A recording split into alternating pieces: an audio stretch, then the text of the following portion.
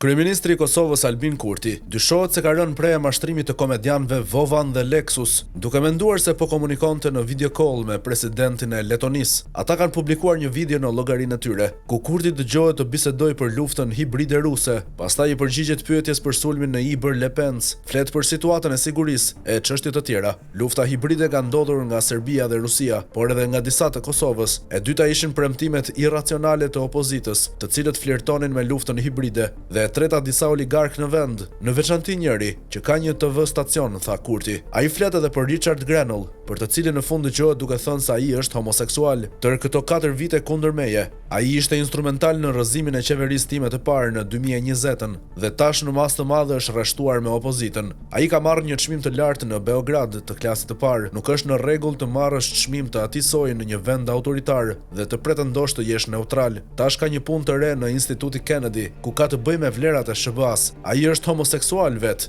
thot Kurti. Këtu komedianët i thonë: "A e di që edhe unë jam homoseksual?" "Jo se di", i përgjigjet Kurti. Vladimir Kuznetsov dhe Aleksej Stolerov, të njohur si Vovan dhe Lexus, për shumë kohë kanë mashtruar lider të njohur botëror dhe figura të tjera publike. Zakonisht ata në këto biseda shfaqen si lider apo zyrtar të tjerë. Në rastin e Kurtit janë paraqitur si presidenti i Letonisë. Prej atyre kanë rënë edhe ish kryeministri i Maqedonas Zoran Zaev, pastaj Hillary Clinton, Kamala Harris e të tjerë.